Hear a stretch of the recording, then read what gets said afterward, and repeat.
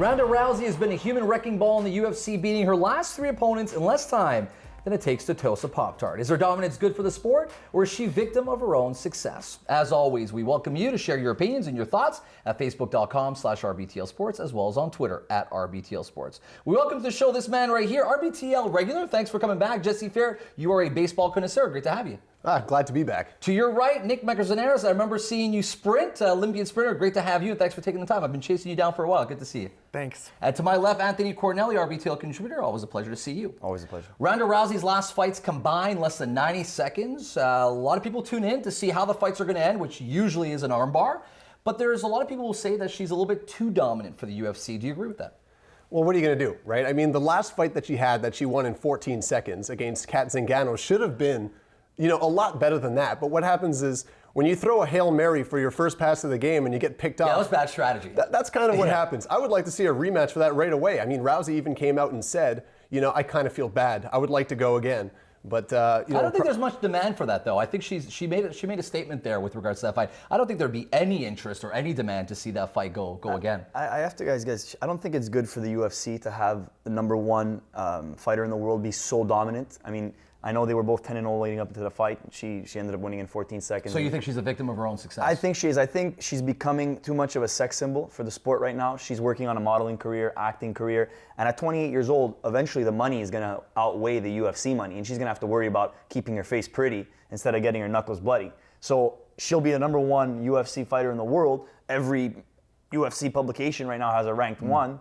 And Joe Rogan says she can beat 50% of the men in her weight category. So what is that saying for women in the UFC? We bring that to sprinting, right? Usain Bolt clearly has been ahead of the pack for many, many years. Do you think that that's a good thing or bad thing, that there's someone that's so dominant in your sport? Do you think it turns eyes to a race to see the guy lose? I think in sprinting, it's completely different. We're talking about a sport like UFC where it's one girl that's dominating her category. Mm-hmm. I wouldn't tune in a couple of nights ago to watch the fight if I knew that she was not such a dominant athlete in the women's division. Yeah. So for me, I think it's always nice to see somebody dominate. We all tune in to watch to see if she's going to win or she's going to lose. Right, but the question is that with her, the issue is that everybody knows she's going to win. There is no maybe with regards to Ronda Rousey, and the issue is it's a huge compliment because she's been able to stand ahead of everybody else in the category. But I think that long term is where we're going to feel, her contribution to the sport in the sense that it's going to motivate a lot of women to get involved in mixed martial arts. The question is right now, is it good for the sport? She's the most dominant athlete, as far as I'm concerned, the most dominant athlete, period, in the UFC. Question is it enough to get people to tune in on a regular basis? I'm not sure her next fight will gather the same type of pull as this one did. I still think that the last fight should have been way more than it was, and I think that hurt her. Zingano was what, like a 9-1 favorite on that, like a 10-1. I think she was like a 10-1 favorite on that, and it was a complete joke. Yeah, and then the way it ends and everything like that, everybody that bought the pay-per-view are thinking, I just wasted my money on this. The rest of the card was great. I enjoyed the rest of it, but you come and you watch that fight. And was it the first time that it was a main event for two women fighters?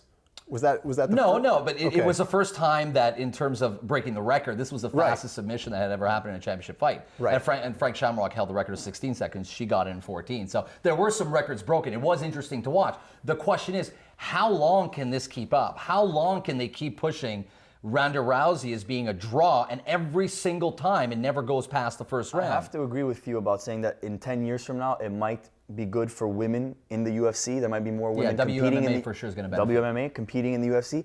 But by that time, are people still going to be tuning in? Are there still going to be the money involved? Mm-hmm. If, like you had mentioned, Ronda Rousey in her last 3 fights has ended the fight in less than 90 seconds combined. Yeah. People are not going to pay that big pay-per-view money. I think people would pay to watch her fight, because if we compare it to Mike Tyson, he was dominating, knocking people out within the first couple of rounds, and he is the name that he is today because he dominated. And I think the same thing applies for her. Right, but even with Mike Tyson, right, you knew that he'd knock the guy out. The question is, you would tune in to watch where and when and how, and how fast would he do it? But was that the best boxing? Was it from a fan perspective?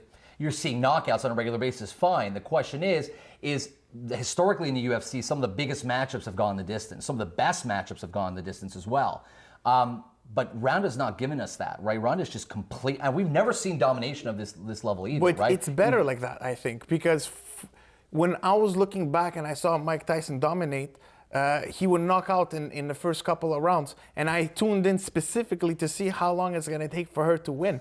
And that to me is a lot of fun, you know. Now, 14 seconds, I wouldn't expect that. What are we going to do? Eliminate the armbar? Just tell her not to use it Yeah, anymore? no, that wouldn't be fair. Make it a little bit more exciting? She has to knock everybody out? I mean, you know. We're keeping it exciting right here at Read Between the Lines. As we come back, our 4 Down segment is up next. We'll continue on. Don't go anywhere. Happening right here on Read Between the Lines.